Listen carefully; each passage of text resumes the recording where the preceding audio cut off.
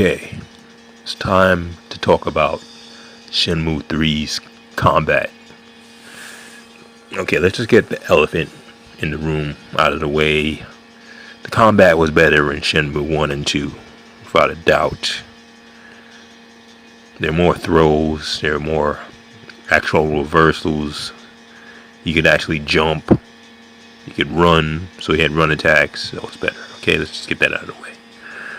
Other than that, combat in Shenmue 3 is actually good, even without the throws, which is kind of crazy. But here's the thing, he has a lot of canned combos. I mean, he doesn't have throws per se, but he has these canned combos that are like, predetermined combos that are all like flashy, and they basically break the opponent's guard. Being that there's so many strikes involved, the opponent's going to stop guarding at some point and get hit by at least the tail end of the combo most of the time. Okay, so there's that factor. What's better about the combat in Shenmue 3? Ragdoll physics. So the characters react better when they get hit and when they get slammed into walls. Now there's wall damage, so it's wall splat. So it opens up the opportunity to wall combo somebody. So you have against the wall, you can like wall damage them. If you use a mid attack that's low enough to hit the guy while he's slumped against the wall. Okay, so since we're already talking about that, the best attacks for that type of situation, when an opponent's like wall splatted, like twin blades, definitely. Oblique slam, katana miss slash, mud spider, surprisingly, and mud spider is also good for wall splatting somebody in the first place. And also shinbone smash. Those are the best ones right off the gate. There's somebody to experiment with, like Mountain Crusher, because he does a lot of punches and he does some mid kicks, some double hopping kicks. So those might work. That might work. Also, the breakout is good for hitting somebody to get them wall splat, and while they are wall splat, it's good for hitting somebody. The elbows hit kind of high, so they kind of miss.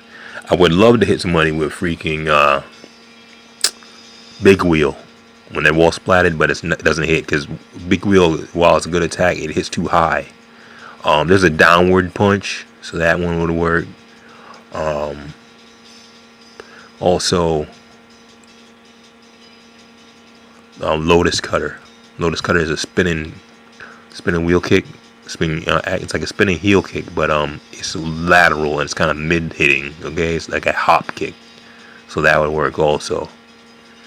So there's a lot of options to really just drive the damage in when you get something against the wall. It's a fun game, and it's still fun as it is even without the throws. I can imagine how better it will be when the throws are in it, because if he's implementing wall damage of the attacks, that means there's going to be wall variations to the throws. There's going to be wall throws that splat somebody against the wall or slam them against the wall. When you do a special throw that normally would just throw somebody straight to the ground or to the side or whatever, in a certain situation, you would like slam them into the wall and use the wall for extra damage, or pin him against the wall and do extra damage while he's pinned. That's how Virtua Fighter 3 used to play when Virtua Fighter 3 implemented wall throws. So that's a situation that you see coming up when inevitably throws come back in Shenmue 4. You could tell he wanted throws in the game. He even mentioned it. He's making a Virtua Fighter, but the reality is he wanted as many attacks, new attacks, put in the game as possible, and while still keeping in the old ones, as many of the old ones as he could. So that situation, you're keeping that many animation, that many individual moves, plus the plethora of moves that are in this game. I beat the game twice, and I'm halfway through beating it the third time, and there's still at least 6 moves I haven't bought. Some you pass on, but there's some that are good. In particular, Burrowing Full Moon and Searing Flame. I played through a save and just a save I had in Naiwu. That's not quite it's like during my second playthrough, I guess, and I had a lot of money in that point, so I just spent all the money on the moves to check them out, to preview them. And burrowing full moon is a good move. It's kind of like a tumbling kick. He does a bunch of punches, then some tumbling, like tumbling kicks. So he flips towards somebody, that tumbling motion, he does kicks. So it's cool. It's kind of acrobatic move. And it's good for crowd control. And Searing Flame is kind of like a drum punch move. You ever see like Ip Man doing his thing when he's knocking somebody out and he's just clocking him with multiple punches really fast? It's like that. He just kind of drum punches, and then there's a hit, an elbow hit. Another good move is a stinging elbow, because it spins. So stinging elbow, he kind of spins, and it's kind of a sabaki. And a sabaki is a move that kind of like spins around an attack, so it basically kind of deflects an in-linear attack and then hits somebody. So it's a spinning motion that spins you out of the path of a straight attack and allows you to hit somebody. Okay? So basically like bypasses the linear attack and hit somebody, and that's how stinging elbow is. And it's a good opener, because when you spin past somebody's straight punch, whatever, and then do the elbow, it stuns them for a second, which can open you up for combos. Which leads me to chapter 3, combos. There's a few combos in this game, okay, because there's a lot of moves that cause a lot of hit stun, then opens them up for another move. So the difference between this game and Yakuza is just like there's maybe 3 variations of strings, okay, and that's it. Mix of heavy and light attacks. There's only so many mixes of heavy and light attacks you can do in Yakuza, and that's it. And then everything else relies on the weapons or heat moves, which are all shitty because they're all like situational. They're not reliable. You can't use them all the time, and also it's situational depending on your position, and also the situations depending on whether you have a heat gauge or not. So it's kind of annoying. And they're just one button presses anyway. This is more involved because every move is a command move, albeit there you require button presses. But see, Yu Suzuki had a method with his madness. So say if it's a vertical move, you would press X then triangle, which means you're vertically swinging up, or you're swinging down, it'd be triangle then X. So it's several variations like that. Now the combo moves, they're kind of logical. Okay, so some moves that do a lot of damage, like in particular Demolishing Fist, you notice when it hits, it does a lot of damage. So you lead with Demolishing Fist, and then do Big Wheel, the extra stun. And if it's a small enemy, right, you can do Demolishing Fist, then Big Wheel, and then the sweep, and they'll hit by all 3. If it's a boss, like that boss, this Red Snake boss, they kind of have a revenge mode. When they take X amount of damage, they immediately counter attack. So if you try to do Demolishing Fist and Big Wheel, then the sweep, he'll hit you. After you hit him with Demolishing Fist and Big Wheel, he gets like enraged and just hits you. He'll just counter hit immediately. He doesn't stay open like, say, the small enemies, like the monks in the temple. They'll get hit. Or the regular Red Snake thugs, they'll get hit by all 3 hits. And also cool thing is environmental damage. Like my favorite fight in the game is when you're in New Paradise and there's a lot of china locked up on the glass shelves, and you can just throw the enemy into it and knock them into it and break all the glass. So that's cool. There's several other combos. Some I'm still learning now. The easiest combo in the game is a back fist followed up by Mud Spider. So you did hit a sandstorm, Mud Spider follow that up. Lovely. Because not only that, they're stunned by the back fist, but Mud Spider strikes low and it goes high. So even if they did try to punch back, which they don't because they're stunned, you go under it and hit them. So in any situation where, say, in a sandstorm or like back fist twist, if they got blocked, you can still get the Mud Spider off because it starts low, so it's ducking their attack and hits up. But when the back fist hits, Mud Spider all the way. Yeah, there's several good ones I learned. Like, say, Shin Bone Smash. Everybody knows that's like a move that's overused because it's so damaging and it hits people when they're on the ground. There's You can use Shinbone Smash and basically anything because it causes a huge lot of stun. But my favorite is Shinbone Smash and the Breakout. Breakout is square, triangle, triangle. So you Shinbone Smash to stun them and Breakout, and it's nothing to knock them flying. Breakout knocks me up so fast, so far back that you can't really follow it up with anything because they're stunned after the Breakout, and not to mention stun they got from Shinbone Smash, but they're so far away you can't close the distance before they recovers. Another one, a good one is say the Elbow Assault followed up by Cannon Blow. So Elbow Assault gets even close, and Cannon Blow does an upward strike and it knocks them flying. That's a good one too. And I also had another one, an alternate for that is the knee. It is square, square, and then Cannon Blow, just L2 circle square, and that knocks 20 flying back. So that's a good combo. So there's several, and I'm working on another one. Okay, I wanted to do Katana Miss Slash because it does a lot of stun, and then follow it up with say Oblique Slam or Twin Blades. But the thing is, being that Katana Mist Slash is like 2 hits, it does so much damage. They kind of get knocked back before you can really do any more damage to them. They get kind of knocked a little bit out of range of the Oblique Slam. So it would be better to do Oblique Slam first, which is 1 hit, and then follow it up with Katana Mist Slash or Twin Blades.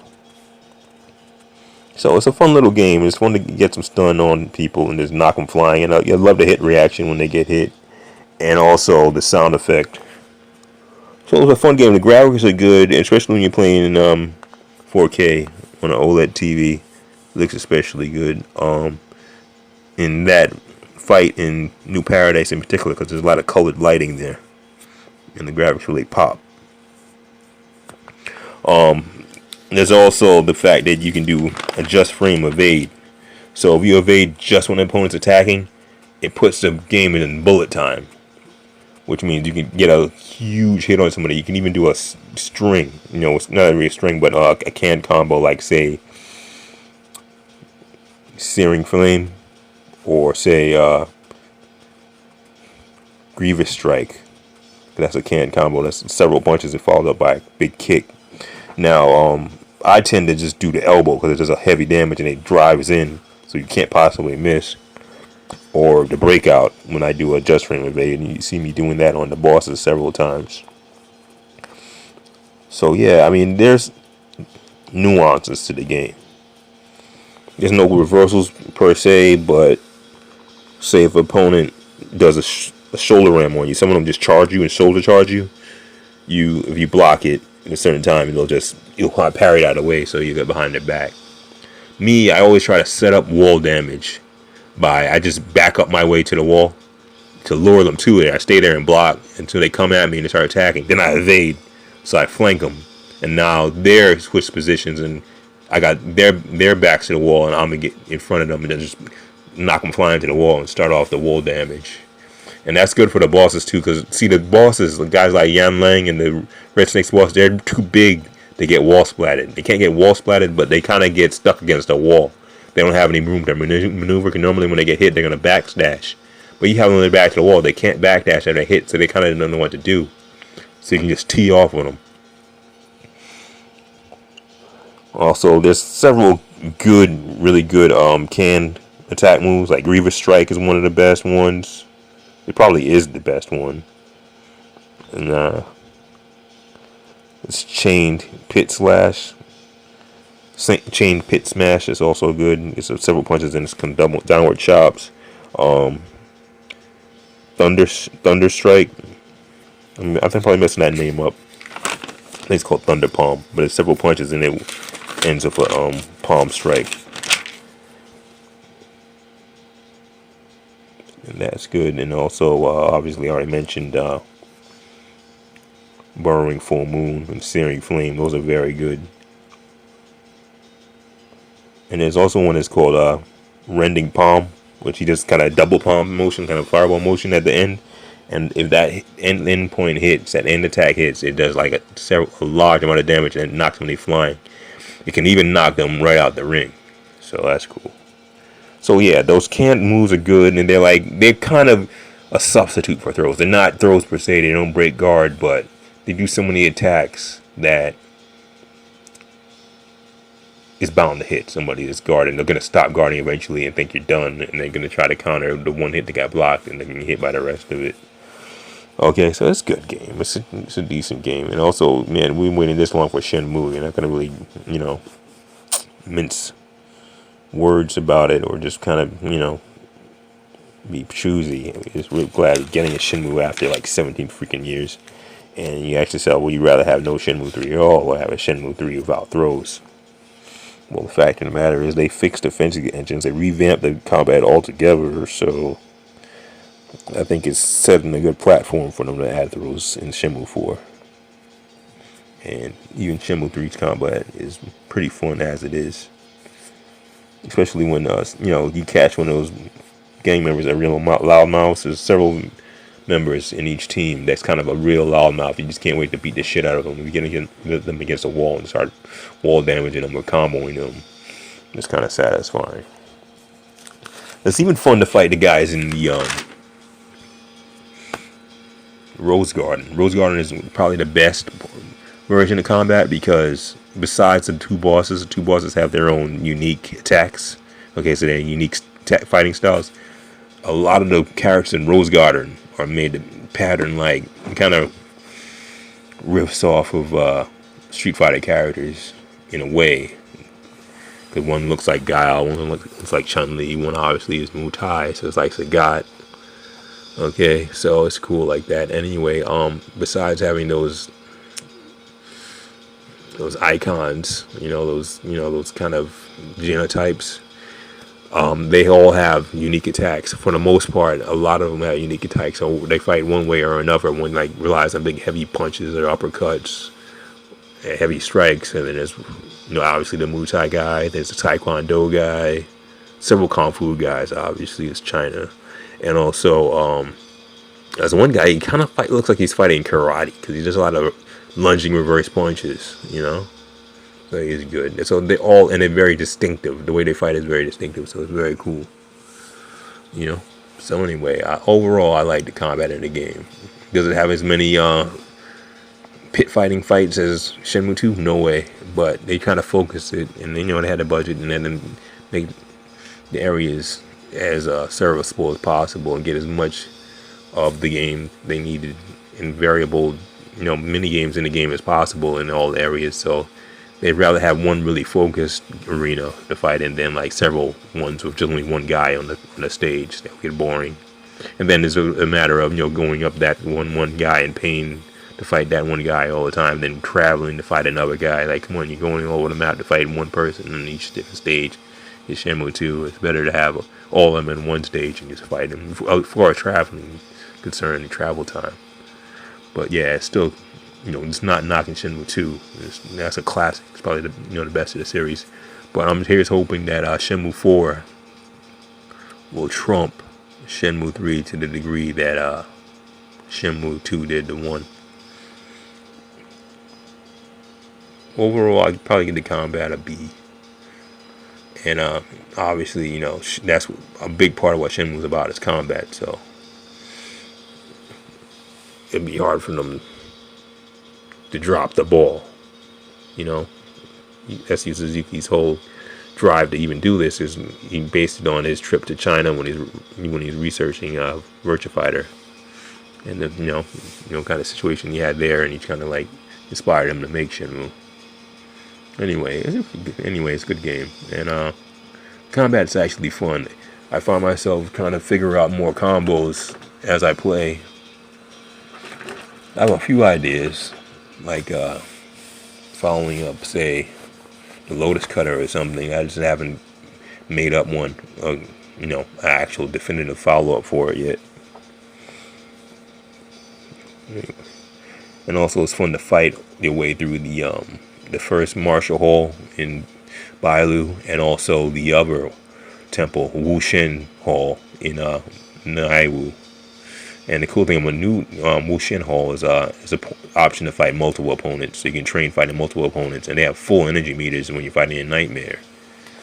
So it's kind of worth practicing, because like you get a lot of hits in, and a lot of maximizing damage and maximizing combos for damage output, for taking out multiple opponents. And these guys are fully energy metered, so you get as much practice as you need, because even say in Nightmare mode, I don't think the main thugs, I don't think their energy meters are full. They're at least maybe 3/4. Okay. The future of this game, I don't know what the future is going to be. I'm hoping that they let Yu Suzuki work on Virtua Fighter 6, and by virtue of that, he just gets access to the move sets of the new characters, and maybe the old ones he hasn't even implemented in Shenmue, like El Blaze and Go and those type characters, because in Shenmue 2, a lot of characters were based on Virtua Fighter characters. And if he gets access to the move set, if he works on Virtua Fighter 6, he can take the move sets from those characters and work them into more characters in Shenmue 4. That's what I'm hoping.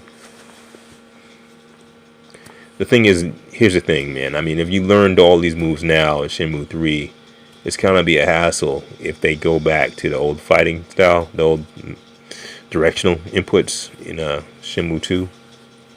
It's not possible, because the amount of permutations of directional inputs don't match the amount of permutations there are for button presses.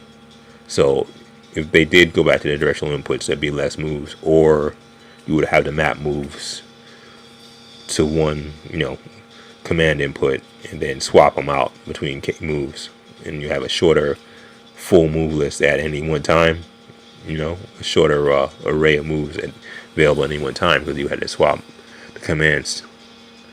Alright, so anyway, that's it. I mean, I think that covers pretty much everything. Combat is fun, the game is fun. You can't knock the environment and like the immersion, the whole story and the whole game world. It's hard to not like it. I can't believe I went on for 22 minutes, but hey, there you go. I guess it tells how much in depth the combat actually is, even if it doesn't seem that way at first. Anyway, one thing I'd like to say is there's a lot of negativity, exaggerated negativity towards Shenmue 3, and that's one reason is it's a PS4 exclusive. So, all those Xbox One X owners who paid $500 for a system with no games have to look at one more game which they don't own, which they can't play on, and they paid $500 for a system, which is basically a big brick. I mean, it's Death Stranding. They had to kind of blow back against Death Stranding. Back in the PS3 days, it was a blowback against Metal Gear Solid 4, and they said it was just all cutscenes, which is total bullshit. It was one of the best games that come out of that whole generation. It's not all cutscenes. So, one other thing I wanted to say is that people had a lot of complaints about the hit detection in Shenmue 3. It's bullshit. Ryo has a lot of close range moves, okay? They're close range moves. There's elbows, short elbows, hook punches. Those moves don't have a whole lot of range, okay? I mean, I think some people are used to playing games that give them a mulligan, basically. A lot of aim assist. Those shooting games, aim assist like Destiny. You aiming 10 meters away from somebody's head and it's still hitting them in the head. That type of thing. Okay, even in PvP, it's aim assist. There's no aim assist in Shenmue 3. You either hit the character or you don't. Alright? So, some people want oversized hitboxes, maybe. So, when you whiff, they just want, just give it to me. No, asshole, earn it. So, there's a lot of complaints about the hit detection. It's bullshit. Some linear attacks, they're going to miss. It's a linear attack, and it's a 3D game. The characters moving, enemies are moving 3D. You do a linear attack, it tends to miss.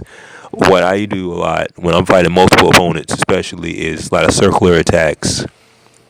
So you're in the crowd. You want to do some crowd control. Do a whole bunch of spinning kicks, crescent kicks, spinning hook kicks, spinning back fists. That's why I was really had my back against the wall, getting my ass kicked in that first fight in New Paradise in Niawu with the red snakes, and there's like four of them. They were kicking my ass, and one thing I started doing was crowd control moves that are circular. Okay, circular moves that have wide arcing moves that hit multiple opponents.